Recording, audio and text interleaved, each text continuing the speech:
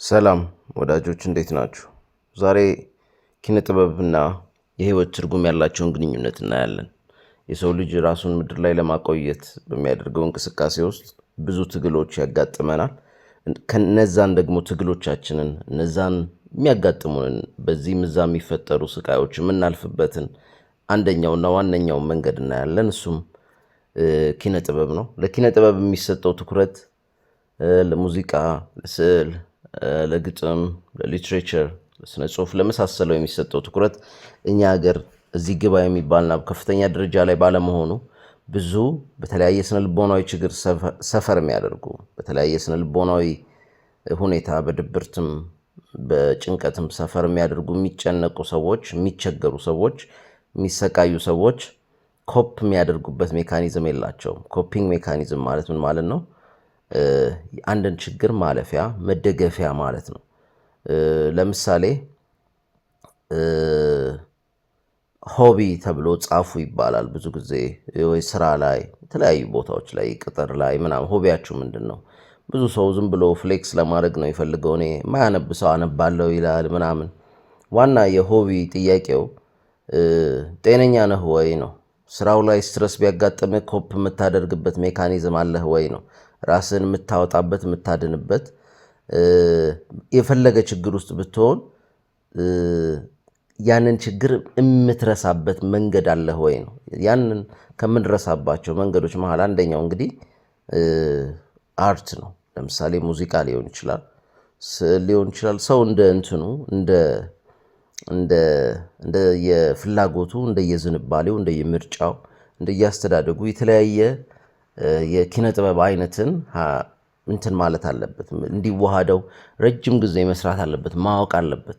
ከላዩ ባለፈ መሄድ መቻል አለበት። ካለበለዚያ ጤናማ የሆነ ኮፒንግ ሜካኒዝም የሌለው ሰው ኮፒንግ ሜካኒዝም የማይቀር ስለሆነ በምድር ላይ ደግሞ ስንኖር የሆነ ፕሮብሌም ማጋጠሙ የሆነ ችግር ውስጥ መግባታችን የማይቀር ነገር ስለሆነ ኔጌቲቭና መጥፎ የምንለው አይነት ኮፒንግ ሜካኒዝም ውስጥ እንገባለን። ምናልባት ማስተርቤሽን ሊሆን ይችላል፣ ፖርን ሊሆን ይችላል፣ የመሳሰለው ማለት ነው። ይሄ በልጅነት ኮፒንግ ሜካኒዝም ክሬኤት ያልተደረገለት ሰው ከእንደዚህ አይነት ኔጌቲቭ ኮፒንግ ሜካኒዝሞች አያበልጥም።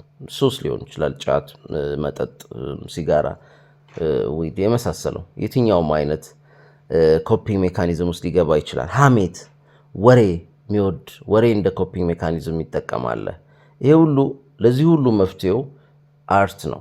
ለዚህ ሁሉ እንትኑ የአርትን ዋጋ እኛ ሀገር በትክክልና በሚገባው ደረጃ እንኳን ሲወራ ሰምቼ አላቅም። ሙዚቃ አዳምጣለሁ የሚል ሰው ከጂጂና ከአስቴር ከቴዎድሮስ ታደሰ አልፎ ማያቅ ሰው ሙዚቃ አዳምጣለሁ ይልሃል። ሙዚቃ አታዳምጥም።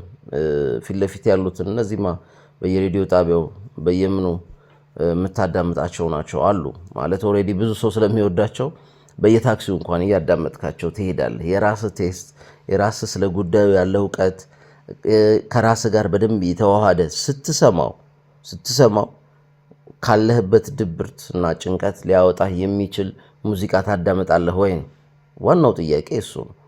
የተቀረው ኤክስትራ ነው፣ የተቀረው ተጨማሪ ነው። ሁሉም ሰው የሚወደውን መውደድ ስለ አንድ አርት ላይ ወይም አብዛኛው ሰው የሚወደውን እወዳለሁ ብሎ ማውራት ምንም ስለ ሙዚቃ ያለ እውቀት ዜሮ እና ላዩን መሆኑን ነው የሚያሳየው። እና ኮፒንግ ሜካኒዝማችን ኔጌቲቭ ነገር እንዲሆን ካልፈለግን ቀደም ወዳልኳቸው የኔጌቲቭ ኮፒንግ ሜካኒዝሞች አይ ቲንክ ኮፒንግ ሜካኒዝም የሚለውን ቅድም አብራርቻለሁ ይመስለኛል። እና መደገፊያ እንደማለት ነው። በምንድን ነው የምትደገፈው? ህይወት ስትገፋ፣ ስታስጨንቅህ፣ ስታስቸግርህ ምርኩዝህ ምንድን ነው? እንግዲህ የመጀመሪያው ደረጃ ላይ አንድ ሰው ሃይማኖት ቦታ መሄድን ሊያስቀድም ይችላል። በጣም ጥሩና መልካም የሆነ ኮፒንግ ሜካኒዝም። ቀጥሎ ሊመጣ የሚችለው ደግሞ አርት ነው። ግልጽ ነው አይደል? የተለያየ አይነት የኪነ ጥበብ አይነት። ለምን ሰው ባገኘው ቦታና ጊዜ በሙሉ ወደ ሃይማኖት ቦታ እየሮጠ ሊሄድ አይችልም። በተለያየ ጊዜ ደግሞ ኮንሲስተንት የሆነ ለምሳሌ ቀኑን ሙሉ የሆነ መጥፎ ስሜት ውስጥ ልትውሉ ትችላላችሁ። ከዛ ስሜት ሊያወጣችሁ የሚችል ወይም ደግሞ አብሯችሁ ሊውል የሚችል ነገር አንደኛው አርት ነው ማለት ነው። መስራት ሊሆን ይችላል። መስራት ቢሆን የበለጠ ይመረጣል። መሳል ቢሆን ወይም ሙዚቃ መስራት ቢሆን ወይም መዝፈን ቢሆን ወይም ደግሞ ሙዚቃ መሳሪያ መጫወት ቢሆን የበለጠ ይመረጣል። ካልሆነ ማዳመጥ፣ ሌሎች የሰሩትን ማየት፣ ማንበብ፣ መመልከት፣ ላይፍን ማስቀጠል ማለት ነው። ምክንያቱም በህይወታችን ውስጥ ብዙ አስቸጋሪ ነገሮች ይኖራሉ። ኤክሳይትድ የሚያደርገን ደስተኛ የሚያደርገን እርካታ የሚሰጠንና የሚያድግ ነገር ምንድን ነው ህይወታችን ውስጥ? እሱን ማየትና ራሳችንን መጠየቅ ይኖርብናል ማለት ነው። ስለዚህ እንግዲህ ጥበብ የምንለው ነገር ለሀብታሞች ወይም ደግሞ ለሆኑ ጥበቡ ላይ ለሚሰሩ ሰዎች ብቻ የተተው አይደለም። አንደኛ የጤና ጉዳይ ነው። የአእምሮ ሰላም ጉዳይ ነው። የአእምሮ ሰላም ለማግኘት፣ ጤና ለማግኘት፣ እረፍት ለማግኘት እንደዚህ አይነቱ የጥበብ እውቀት፣ ጠለቅ ያለ የጥበብ አንደርስታንዲንግ አንደኛው መንገድ ነው ማለት ነው።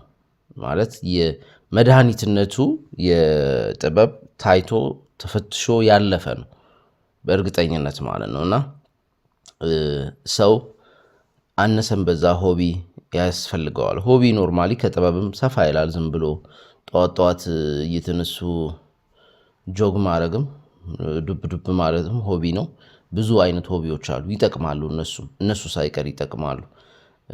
በጣም ዴብዝ ያለው ደግሞ ጥበብ ነው ማለት ነው። ምክንያቱም ጥበብ አንዳንዶች በጣም በጥልቀት ለሚረዱት ሰዎች ጥበብ የነፍስ ቋንቋ የመሆን እድል አለው። በጣም ዲፕሊ የመግባት አቅም አለው። ሶስቱንም ማንነታችንን፣ አካላችንን፣ አእምሯችንንና ነፍሳችንን የማጫወት አቅም አለው። በጣም ፊል እንድናደርግ የሚያደርጉ ሙዚቃዎች አሉ፣ ስነ ጽሁፎች አሉ፣ የመሳሰለው ማለት ነው። እና አእምሯችንን የሚፈትኑ ምናልባትም ከፊዚካል ለሆኑ ሰዎች ደግሞ ከዳንስና ከመሳሰለው አንስቶ ዳንስ መለማመድ፣ ዳንስ መሞከር፣ ባለትዳሮች መሃል ሳልሳ የሚሆን ምን የዳንስ ልምምድ ቤት ውስጥ ማድረግ which means ሙዚቃ በደንብ ማዳመጥ፣ ከልጆች ጋር መዝናናት፣ መደነስ በጣም እጅግ በጣም ወሳኝ ነው። ቤት ውስጥ አሁን ድሮ አይ ቲንክ በእኛ ማህበረሰብ በጣም ብዙ ለዳንስ የሚሆኑ ቦታዎች ነበሩ። የትኛውም አይነት ዝግጅት ዳንስ ይሆናል። ልደት ሆነ ሙዚቃ ከፍቶ መጨፈር ነው ምናምን። አሁን ላይ ባለው የሪሊጂየስም ኮምፕሌክሲቲ ምናምን ይሄ ጭፈራ እንቅስቃሴ ኮንሰፕቱ እየቀነሰ እየመጣ ነው። ዳንስ እንዴትም ይሁን በጣም ወሳኝ ነገር ነው፣ ጤናማ ነገር ነው። ፊዚክሊ ከሙዚቃው ጋር የሚኖረን እንቅስቃሴ ሂሊንግ ኢፌክት አለው። ለራሱ የራሱ የሚያድን ነገር አለው። ነርቮቻችንን፣ ሆርሞኖቻችንን፣ ምኖቻችንን የማከም አቅም አለው። እሱ ሳይንቲፊክሊ ራሱ ተፈትሾ የተረጋገጠ ነገር ነው። እና እነዚህ ነገሮች ትኩረት ሰጥተን ማየት ይኖርብናል ማለት ነው እንጂ አርት የሆነ ለሀብታሞች ወይም ደግሞ ለሆነ ጊዜ ለተረፋቸው ሰዎች የተተወ ሌክዠሪ አይደለም። እንደውም ማን እንደሆነ ባላስታውስም አርት የነፍስም ቴክኖሎጂ ነው ይላል። ኖርማሊ በጣም ዲፕ የሆኑት አርቶች በጣም ሶልፉል በሆኑ ሰዎች እንደሚሰሩ ስለምናውቅ እሱም ብዙም መረዳት አይከብደንም። ከምንም ነገር የቀደመ ነው አርት። ምናልባትም ከፍልስፍናም፣ ከሳይኮሎጂም፣ ከሃይማኖትም ከሁሉም የቀደመ ነው። ባለፉት በዕድሜ ታሪክ ስናይ ወደኋላ ከሁሉም የቀደመው አርት ነው ብዬ ነው ማምነው። ኢቨን በተለያዩ ጥናቶች እንደሚታየው የሰው ልጅ ቋንቋ ከመፍጠሩ በፊት መጀመሪያ ሙዚቃ ነው የፈጠረው፣ መጀመሪያ ዜማ ነው የፈጠረው። ከ35,000 አካባቢ ዓመት በፊት የተገኙ በረጃጅም ቀንዶች የተሰሩ ዋሽንቶች አሉ። 35,000 ዓመት የሞላቸው። ቋንቋችን 35,000 ዓመት እንደሆነ ምንም አይነት ማስረጃ የለንም። በስዕል ደረጃ በእንትን ደረጃ ከ11 እስከ 17,000 ዓመት የሚሆናቸው በተለያዩ ዋሻዎች ውስጥ የተገኙ ስዕሎች አሉ። እንግዲህ እነዚህ አርት ምን ያክል ቀደምት እንደሆነ የሰው ልጅ ኢቭን ቋንቋ መግቢያቢያ የምንለውን ቋንቋ ራሱ ከመፍጠሩ በፊት ለእንደዚህ አይነት የጥበብ ነገሮች የነበረውን ቦታ በደንብ የሚያሳየን ነው ማለት ነው። እንደዚህ አይነት አርቶች ያሰባስባሉ፣ ያረጋጋሉ፣ ያክማሉ፣ ኢነርጂ ያስተካክላሉ። ጥቅማቸው እጅግ በጣም ከፍተኛ ነው።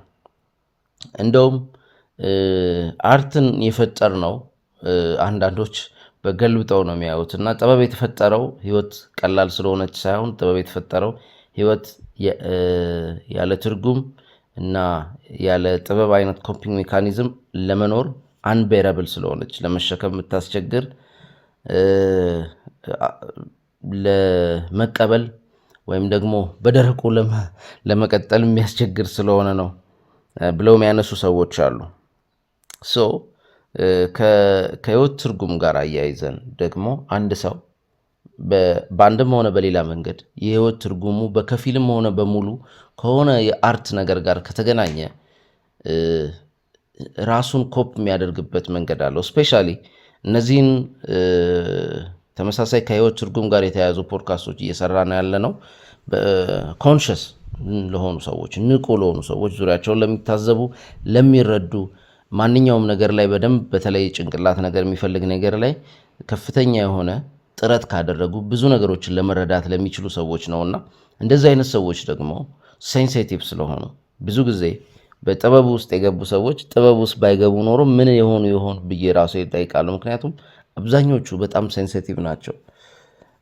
በጣም በዚህ ዓለም ላይ በሚያዩት ነገር በሚሰሙት ነገር ከፍተኛ ድብርት ውስጥ ሊገቡ የሚችሉ ናቸው። የሚፈጠርባቸው በቤተሰብ ውስጥ ያለውን ነገር ምናምን መቀበል የሚከብዳቸው ናቸው። ይሄ ሁሉ ጸብ፣ ይሄ ሁሉ ልዩነት፣ ይሄ ሁሉ መተናነቅ፣ ይሄ ሁሉ አለመስማማትና አለመግባባት ከየት እንደሚመጣ አይገባቸውም። ምክንያቱም ይሄ ምድራዊ ሰዎች የሚታገሉለት ቁሳዊ ምናምኑ ነገርን ከትልቁ ነገር ነው ብለው አያምኑ። ኤክስትሪምሊ ኮንሽስ የሆነ ሰው አንድን ገንዘብ አንድን ንብረት መጠቀሚያ እንጂ እንደው ወዳጅ የሚያሳጣ እና ከፍተኛ ችግር ውስጥ የሚያደራርስ ነው የሚል እምነት የለውም። በጣም ኮንሽስ የሆነ ሰው እና ሚንስ ቱ አን ኤንድ ማድረግ በጣም ጠቃሚ ነው። ምክንያቱም መጠቀም ያለብን ይሄ ምድር ላይ የራሱ ጊቭ ኤንድ ቴክ የሆኑ እንትኖች አሉት። እዛ ውስጥ እነዚህ ነገሮች እንጠቀማለን። ነገር ግን ከዛ ባለፈ እዚህ ምድር ላይ የምናየው ክሩልቲ የምናየው ጭካኔ ከየት እንደመጣ መረዳት ይከብዳቸዋል። በዚሁም ደግሞ ህይወታቸውን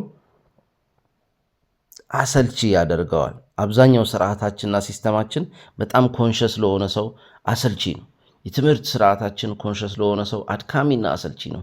መሸምደድን የሚያበረታታ እውቀትን መረዳትን ወደ ጎን የሚያደርግ ነው እና ያልሸመደደ ራሱን ላይ ማያገኝበት ነው። ምናልባት አቬሬጅ ሊሆን ይችላል፣ በቂ ነው እውነት ለመናገር እንጂ የስራ ስርዓታችን ማህበረሰቡ አንዳንድ ነገሮችን ያዋቀረበት መንገድ በጣም ኮንሽስ ለሆነ ሰው ብዙ ትግል አለው፣ ብዙ አስቸጋሪ ነገር አለው፣ ብዙ በተለይ የሚያፍን ነገር አለው። በተለይ አርቲስቲክ የሆነ ነፍስ ላለው ሰው ብዙ የሚያፍን ነገር አለው እና እነዚህን ሁሉ ነገሮች ኮፕ ለማድረግ እነዚህን ሁሉ ነገሮች ለማለፍ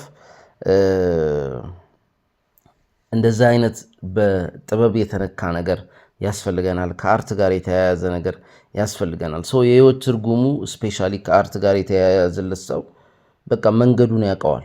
መንገዱ ግልጽ ነው፣ የሚሄድበት ቦታ ግልጽ ነው።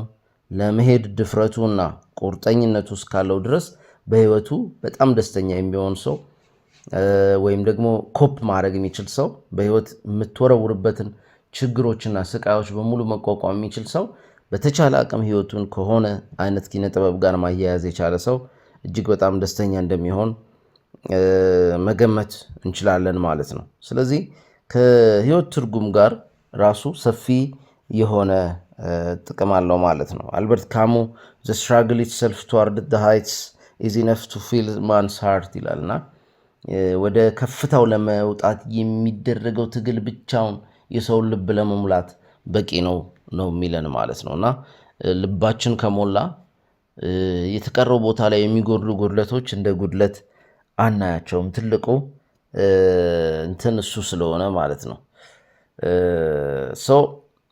ከህመማችን which means አርት ትርጉም ይሰጠናል ማለት ምን ማለት ነው?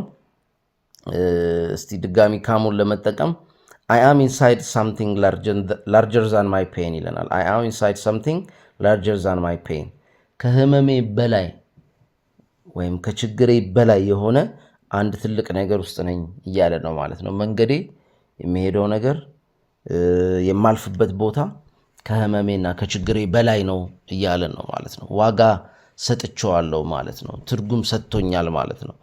ከችግሬ በላይ ሆኗል ማለት ነው። መንገዳችን ከችግራችን ከሚያጋጥመን በዙሪያችን ካለው ችግር በላይ ሆነ ማለት ባላንሱ ወደኛ ነው ማለት ነው። የህይወት ትርጉሙ መስመሩ ወደኛ ነው ማለት ነው። ስለዚህ ይሄ አርት እንግዲህ ብዙ ጊዜ ህመሞችን፣ ብዙ ስቃዮች፣ ብዙ የአርት እንትኖች ናቸው፣ አውትሌቶች ናቸው፣ መውጫዎች ናቸው፣ መነሻዎች ናቸው እና ሰዎች ያለፉበትን ችግርና መከራ በጥበብ ሲገልጹት፣ በጥበብ ሲያሹትና በጥበብ አልፎ ሲመጣ ከፍተኛ የሆነ የሌሎችንም ልብ የሚነካ መሆን ይችላል ማለት ነው። ሰዎቹም ያንን ውስጣቸው ያለውን ፔን፣ ያንን ውስጣቸው ያለውን ህመም ወደ ሆነ የሚያምር ነገር ትራንስፎርም አድርገው ያወጡታል ማለት ነው። ይሄ እጅግ በጣም የአርት እንግዲህ እንደ አልኬሚ እንድናየው ሊያደርገን የሚችለው ነገር ነው። ብሩን ወደ ወርቅ እንደመቀየር ማለት ነው እና ያንን ህመሙን ወደ አንድ የሚያምር ነገር መቀየር መቻል እጅግ በጣም ወሳኝ ነው። አርት እንግዲህ እንዴት ነው የሚባለውን ነገር መጀመሪያ አንድ ሰው የሚሆነውን አርት ማወቅ አለበት። የሚወደውን ከእሱ ጋር የሚገናኘውን ያንን ደግሞ ለማድረግ የተለያዩ አይነት አርቶችን እየዞረ ማየት አለበት። ስፔሻሊ ልጆች ያሏችሁ በተቻለ አቅም ኤክስፕሎር እንዲያደርጉ ማገዝ ያስፈልጋል ማለት ነው። የትኛውን አርት ነው የሚወዱት የሚለውን እንዲደርሱበት እንዲያዩት እና ደግሞ በተቻለ አቅም የሁሉም አርት ኤክስፖዠር እውቀቱ፣ መረጃው፣ ሀሳቡ እንዲኖራቸው መነሻው እንዲኖራቸው ማድረግ ያስፈልጋል ማለት ነው። ያ ለምን፣ መቼ፣ የት፣ እንዴት እንደሚጠቅማቸው አይታወቅም አሁን ባለንበት ዓለም ማለት ነው። በእነዚህ አይነት ኤክስፖዠር ያላለፉ ሰዎች በዙሪያቸው እንደምታያቸው ከፍተኛ ተጽዕኖ ፈጣሪ ሲሆኑ እንኳን ተጽዕኖ የመፍጠር አቅማቸው ከተራ ወሬና እንትን ያለፈ አይደለም። ምንም አይነት ዴብዝ የላቸውም። ምንም አይነት የአርት ቴስት የላቸውም። ምንም አይነት የአርት አንደርስታንዲንግ የላቸውም። ያላቸው እውቀትና ሀሳብ ራሱ ከተራ ሀሜታዊና አሉባልታዊ ወሬ ያለፈ አይሆንም ማለት ነው። ያ እጅግ በጣም አሳፋሪ ያደርገዋል። ምናልባትም ማን ነው ያሳደጋቸው የሚል ጥያቄ ያስነሳል ማለት ነው። ስለ ፈጠራ እዚህ አርት እንግዲህ አንደኛው ኮኔክሽኑ ከፈጠራ ጋር የተያያዘ ነው። ፈጠራ ማለት አዲስ ነገር ማምጣት፣ አዲስ ወርልድ ክሬት ማድረግ፣ የተለየ ነገር ሰዎች በቀላሉ ሊሻገሩት የማይፈልጉትን ነገር መሻገር፣ ማለፍ ይጠይቃል ማለት ነው እና ኮንሸስ የሆነ ሂውማን ቢንግ ነው ከራሱ ዓለም ጋር ታግሎ ይሄንን የሚያመጣው ማለት ነው እና ይሄ አርት ራሱ ውስጣዊ እኛ በቀላሉ ማናየው ውስጣችን ያለው ትልቁ ጨለማና ውጭ ያለውን ሪያሊቲ አንድ ላይ የሚገናኙበት ቦታ ይሆናል አንዳንዴ አርት ማለት ነው። በውስጡ ያለውን ነገር፣ በውስጡ ያለውን ከፍታ ከውጭ ካለው ሪያሊቲ ጋር አገናኝቶ የሚሰራው አርት አንዳንዴ እጅግ በጣም ትልቅ የሚባል አርት ሊሆን ይችላል። አርት መነሻው መድረሻውም ለብቻው እሱ ባይሆንም እንኳን ከተለያዩ አይነት ቦታዎች፣ ከተለያዩ አይነት ሁኔታዎች ያንን ክሪኤቲቪቲ ሊመጣ ይችላል። ከዛ ነው ብለን ልንገድበው የምንችለው ነገር አይደለም የፈጠራ አቅም ማለት ነው እና እዚህ ውስጥ እንግዲህ ብዙ አይነት የአርት እንትኖች አሉ። ለምሳሌ እኔ ለረጅም ዓመታት ምናልባትም ላለፉት 10 ዓመታት 13 አካባቢ ዓመታት እንደ ኮፒንግ ሜካኒዝም ጠቀመው የነበረው የአርት አይነት ፖኤትሪ ነው። ፖኤትሪ ካምፓስ ያለው በአጋጣሚ ነው የተዋወቅኩት፣ ስፔሻሊ ኢንተርናሽናል ፖኤትሪ። ከዛ በኋላ በማንኛውም አይነት ሲቹዌሽን ውስጥ ሲሆን አሉኝ ፖኤትሪ መጽሐፎች ብዙ ናቸው። በጣም የተለያዩ ሰዎች ናቸው፣ ኮሌክሽንስ ምናምን። ቀሱን ነው ማነበው። ኤቭሪ ታይም አዲስ ነገር ያገኝበታለሁ። ኤቭሪ ታይም የራስ ኢንጌጅ ያደርገኛል፣ ይወስደኛል፣ ሀሳቤን ይወስዳል፣ ያግዘኛል። ትርጉሙን ለማወቅ እጣጣራለሁ። አንዳንዶቹ ትርጉማቸው በጣም ኦብቪየስ አይደለም። ይሄ ቅኔ ልንለው በምንችለው ደረጃ የሚመጡ ናቸው። በጣም ሜታፎሪካል ናቸው። ስለዚህ እዛ ሂደት ውስጥ እንትን እላለሁ። ግን አትሊስት ፖኤትሪው በጣም አሪፍ ፖኤትሪ መሆን አለበት። ስለዚህ አስታውሳለሁ ካምፓስ ያለው መጀመሪያ የጀመርኩት ከሱፊዎች ነበር። ከዛ ወደ ምስራቅ ወደ ላውትሱ ቹዋንግሱ የሚባሉ ሊያትሱ ሶስተኛው፣ ከዛ ወደ ከህንድ እነ ከቢር አይ ቲንክ ደግሞ ማን ነበር አንድ 4 ገጽ ብቻ ያለችዋለች። ከዚህ በፊት ሼር አድርጌያቸዋለሁ፣ ፖድካስት ሰርቼበታል። በጣም የሚገርም ፖኤትሪ 4 ገጽ ወይ 5 ገጽ ነች ተርፋ የመጣችው፣ ግን ከሌሎች ከ500 ከ600 ገጽ መጽሐፎች የምትበልጥ ነች።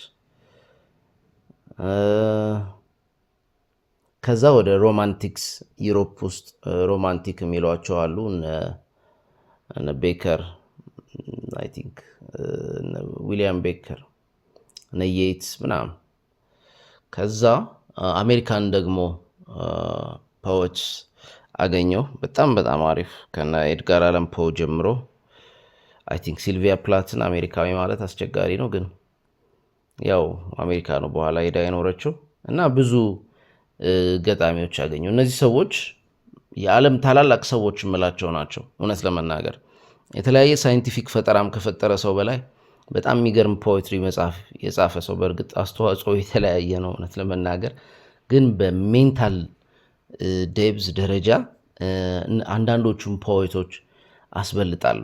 አይ ዶንት ኖ ለምን ይህን ዓለም በጣም በተለየ ኢንሳይት ሊያሳዩኝ የቻሉት፣ በጣም የተለየ መረዳት፣ የተሻለ አንደርስታንዲንግ ከሃይማኖቶችና ከተለያዩ ቴዎሎጂካል ትምህርቶች ቀጥሎ ምናልባትም ከፍልስፍናም በላይ ሊያሳዩኝ የቻሉት እነዚህ ፖኤትስ ናቸው ብዬ አምናለሁ። እና እጅግ በጣም ወሳኝ ናቸው።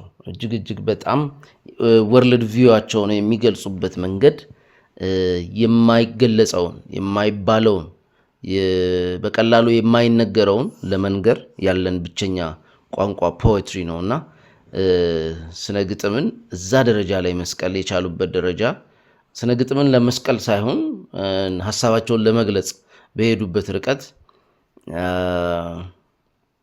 የመረዳት ልካቸውን ወይም ደግሞ ለዓለም ያለንን አንደርስታንዲንግ የሚያሰፉበት ደረጃ በጣም የተለየ ነው። ስለዚህ ፖኤትሪ ላይ ሲሆን በጣም ኢንጌጅድ ሆኜ በደንብ በትክክል አነባለሁ። ይሄ የከሌኖ ምናምን ውስጥ አልገባም። ጉዳይ ብዙ ጊዜ ከሀሳቡ ጋር ነው። ስለዚህ ማን አለው ለምን አለው አላቅም። በጣም የወደድኳቸውን ፖኤቶች እየተመላለስኩ ለማየት ሞክራለሁ። በዛም ውስጥ በጣም ብዙ ጥቅም አግኝቼበታለሁ ማለት ነው። እና ይሄ አርት የብቸኝነትም ማለፊያ ወይም ደግሞ ማስታገሻ ወዳጅ ነው ማለት ነው። በተለይ ለብቻችሁ ሁላችንም እንደው ለብቻችን ነን። እውነት ለመናገር ቤተሰብ መሀል ያለም ያገባም ምን ያለም ይሁን በውስጡ ለብቻው የሆነ ስፔስ ያስፈልገዋል፣ ግዴታ ነው። ካልበለዚያ እነዛ ወርልድ መርቻ አያደርግም ወይም ደግሞ የውስጡን ዓለም ትኩረት እየሰጠው ወይም ቦታ እየሰጠው አይደለም ማለት ነው። ይሄ ራስን መጠየቅ ያስፈልጋል። ያለ ብቻችን በሆነው ዓለም ውስጥ ደግሞ እዛ ብቸኝነታችን ድረስ አብሮ ሊሄድ የሚችል አንደኛው ነገር እኛ ከልብ የምንወደውና በትጋት የምንከታተለው የምንሰራው ነገር ነው። አንደኛው አርት ነው። ከዚያ በፊት ምናልባት ፍልስፍናንና ሳይኮሎጂን አነስተናል። ግን ፍልስፍናና ሳይኮሎጂ የሁሉም መንገድ አይደለም፣ ለሁሉም ሰው የሚሆን መንገድ አይደለም። በጣም ከፍተኛ ትኩረት ይፈልጋል። በጣም ከፍተኛ የሆነ ሰፊ የሆነ ንባብ ይፈልጋል። ነገር ግን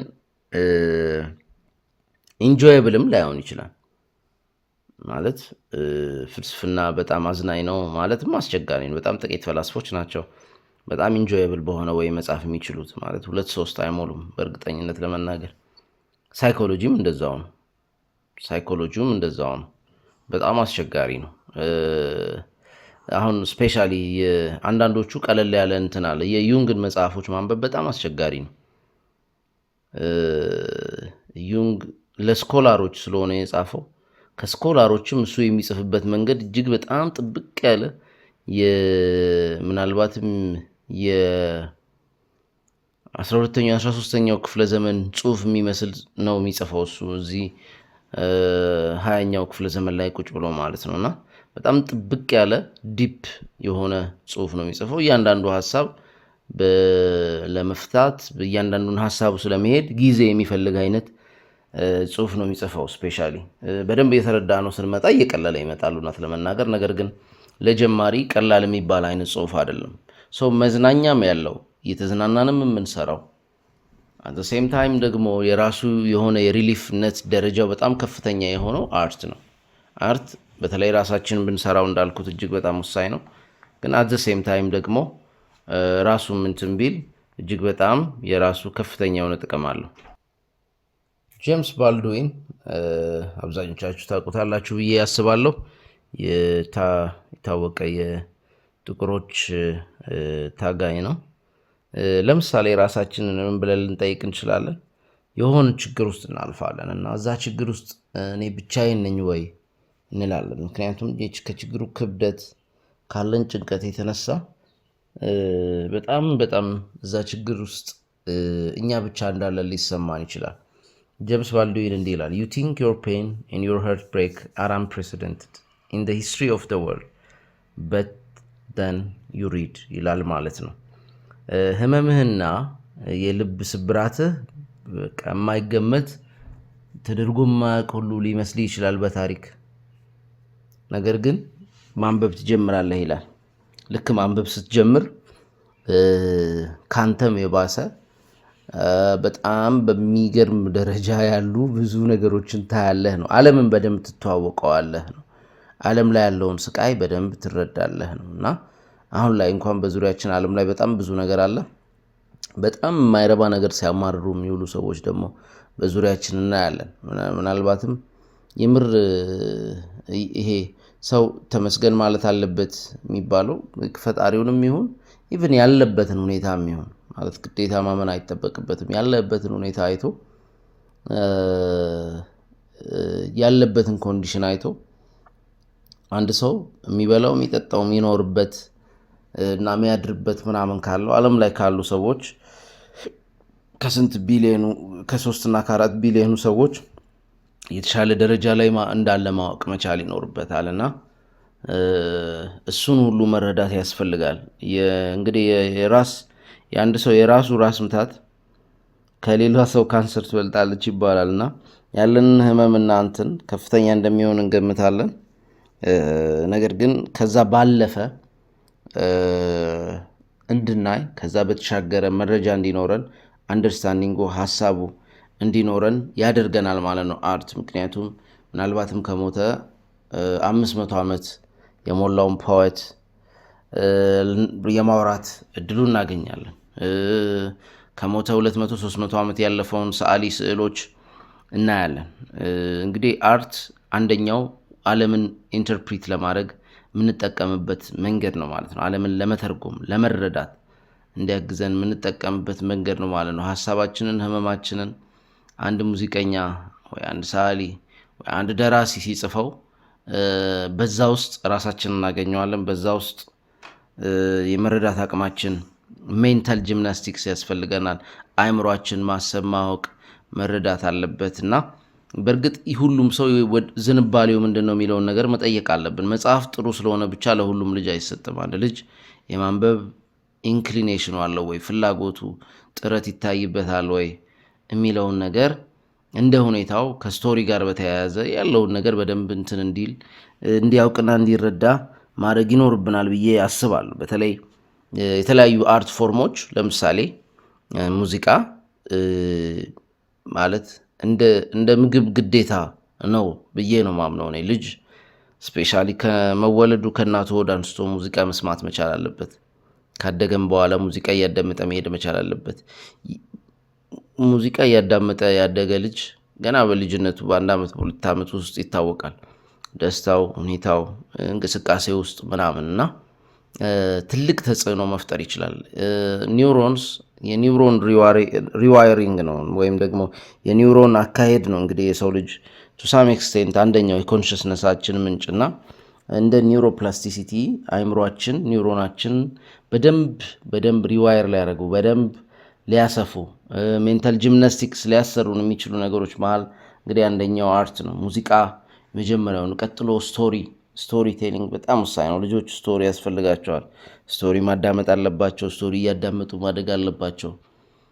ከስቶሪ ጋር በጣም መልካም የሆነ ግንኙነት ኖሯቸው ማደግ መቻል አለባቸው እና ይሄ ስቶሪ አይምሯቸውን ያሰራል ማለት ነው። ይሄ ስቶሪዎቹ የቢብሊካን ወይም የቁርአን ሪሊጂየስ ስቶሪ እስከምንላቸው ሊጀምሩ ይችላሉ። ቢጀምሩም ደግሞ እጅግ በጣም ጠቃሚ ነው። ኢዮብን፣ ሙሴን እያለ ይሄዳል እና ሁሉንም የሆነ ያክል እየተረዳ መምጣት አለበት ሰው ማለት ነው። እዛ ውስጥ ሞራል ስቶሪ ያለው፣ ሞራል ቲቺንግ ያለው፣ ስነ ምግባራዊ ትምህርቶች አሉት ምናምን። በመጽሐፍ ደረጃ እኛ ሀገር ትልቁ የወላጅ ችግር የሚመስለኝ በተለይ በቋንቋችን በቂ የሚባሉ በጣም ደስ የሚሉ ይሄ የሚጣፍጥ ለልጆች በሚጥም መልኩ የተጻፉ መጽሐፎችን ብዛም የሉንም እና እነዛ ራሱ እጅግ በጣም ትልልቅ ክፍተቶች ናቸው። እንደ ማህበረሰብ ወደፊት እነሱን መሙላትና ማስተካከል ይኖርብናል። ሁላችንም የሆነ ያክል እያዋጣን እነዚህን ስቶሪዎች ለልጆች የሚሆኑ ስቶሪዎች ማዘጋጀት ይኖርብናል ማለት ነው እና ልጆችን ማስተካከል ከቻልን ምን ቀጣው አዋቂ አይኖረንም የሚል ወይም ደግሞ ነገሮችንም ያበላሽ አዋቂ አይኖረንም የሚለውን አስተሳሰብ መያዝ ይኖርብናል ማለት ነውና እንግዲህ ከሙዚቃ ጋር በተያያዘ ከዜማ ጋር በተያያዘ የሚደርስበት ሌቭል ቅድም እንዳልነው ሶስቱም ሌቭል ላይ ስለሆነ እስከ ነፍስ ድረስ እስከ አይምሮ ድረስ ስለሆነ ይህንን ነገር እንዴት ነው ወደ ህይወታችን ኢንትሮዲዩስ የምናደርገው? እንዴት ነው እንደ ኮፒንግ ሜካኒዝም የምንጠቀመው? እንዴት ነው ማስተርቤሽንን በፖኤትሪ ፖርንን በሙዚቃ መቀየር የምችለው ብለን ራሳችንን ማወቅ ያስፈልገናል። ምናልባት ያለን ሱስና ያለንን ኔጌቲቭ ነገር ሲሄድ ሌላ ኮፒንግ ሜካኒዝም ያስፈልገናል። ቴራፒ ላይ የምታልፉ ሰዎች ታውቁታላችሁ ብዬ አስባለሁ። አንዱን በሌላ ለውስጣችን ጥሩ ዋጋ ባለው ነገር ነው መተካት የሚኖርብንና በምንድን ነው የምንተካው የሚለውን ነገር ማወቅ፣ መጠየቅ፣ መረዳት ያስፈልገናል ማለት ነው። ከሁሉም በላይ አርት በጣም ይሄ አፍራሽ ይሄ ዓለም አይሆንም ኔጌቲቭ ይሄ ሱሳይዳል የሆኑትን ኒሂሊስቲክ ወይም ደግሞ አፍራሻዊ ምንላቸውን የሆኑትን አስተሳሰቦችን ራሳቸውን ለማፍረስ ለመሻገር እና ሪቤል ለማድረግ እንደዚህ አይነት ሀሳቦች ላይ ለማመጽ እጅግ በጣም ወሳኝ ነው ማለት ነውና ከዚህ አንጻር የአርት ጥቅም ምንም የተለየ ያነሰ ምንለው ነገር የለውም። አንድ ሰው የሚጠቀምበት ሰው በደንብ ይረዳዋል የሚል እምነት አለኝ። እዚህ ሁሉ ውስጥ የምንገባው እዚህ ሁሉ ጉትጎታ ውስጥ የምንገባው አንድ ሰው ኤርሊ ህይወቱ ላይ ጥበብን ማስገባበት ከሚችልበት እድሜ ካለፈ በኋላ ከዛ በኋላ ለምሳሌ በሆነ እድሜ እኮ ጓደኞች ይኖራሉ፣ ሰርክል ይኖራል፣ ብዙ ነገር ይኖራል። ከዛ በኋላ መለየት ይኖራል፣ ቤተሰብ ይኖራል፣ መነጠል ይኖራል። ከዛ ስራ ቤት ይሆናል። ከዛ በኋላ ስራ ሁሉ የሆነ ሰዓት ላይ ይቆማል ወይም ረፍት ይወጣል። ምንም የሚያደርጉት ነገር የሌላቸው ሰዎች አሉ። ዛሬ ጡረታ ቢወጡና ቤት ዋሉ ቢባሉ በላይፋቸው ምንም ይሄ ነው የሚባል የአርት ኮኔክሽን የሌላቸው ሰዎች አሉ። እንደዛ አይነት ሰዎች እስከዛ ሰዓት ሰፈር ሳያደርጉ ቆይተው ያኔ ልክ ለብቻቸው ሲሆኑና ብቸኝነቱን መጋፈጡ ሲመጣ ሰፈር ማድረግ ይጀምራል ማለት ነው። ስቃዩ ከዛ ይጀምራል ማለት ነው። ስለዚህ በደንብ አርትን በህይወታችን ጋር ማገናኘት፣ ማስተሳሰር፣ በተለይም የሆነ ታይፕ ኦፍ አርት ላይ ዲፕሊ መሄድ፣ መረጃ ማግኘት፣ ማወቅ ስለሆነ ነገር በቃ እንደ ሆቢ የሆነ ነገርን በደንብ ማወቅ። ምናልባት ክላሲካል ሚውዚክ ይሁን ወደፊት በጣም ጠቃሚ ስለሆነ ማለት ከሆነ እድሜ በኋላ ልንሰማቸው የምንችላቸው ዴብዝ ያላቸው ሙዚቃዎች አሉ። ውስጣዊ መረጋጋትን የሚያመጡ ውስጣዊ መረጋጋትን የሚጠይቁ ማለት ነውና በደንብ እነዚህን ነገሮች ከራሳችን ጋር ከልጆቻችን ጋር እና በዙሪያችን ካሉ ሰዎች ጋር ማያያዝና ማስተሳሰር መልመድ ይኖርብናል ብዬ አምናለሁ። የአርት ዋጋ እንደው እንደዚህ ነው እንደዛ ነው ተብሎ በትንሹ የሚገለጽ አይደለም። ነገር ግን ምናልባትም በቅርብ በተቻለ ከአርት ጋር የተያያዙ የአርት አንደርስታንዲንግ ጋር የተያያዙ በጣም ይሄ ቀለል ያለ ሳይሆን ሃይሊ ኢንተሌክቹዋል የሆኑ ኮንቨርሴሽንስ ከተለያዩ ሰዎች ጋር እናደርጋለን ብዬ አስባለሁ። እዚሁ ቻናል ላይ አይ ቲንክ እንደዛ አይነት ዝግጅት እያደረግን ነው። ከዛ ቀስ እያለ ሞር ምን ልስማ፣ ሙዚቃ ምን ላዳምጥ፣ ግጥም ምን ላንብብ፣ ስዕል፣ ስነ ጽሁፍ የመሳሰለውን እንዴት ነው የሚባለውን በተለያየ በዛ ጉዳይ ላይ በጣም ዲፕ በውስጣቸው በሄዱ አርትን እንደ ኮፒ ሜካኒዝማቸው ከያዙ ሰዎች ጋር ኮንቨርሴሽን እናደርጋለን ብዬ አስባለሁ። እነዛ እጅግ በጣም ጠቃሚ ይሆናሉ የሚል እምነት አለኝ። እንግዲህ እስከዛው የአሁኑ ስላዳመጣችሁኝ ከልብ አመሰግናለሁ።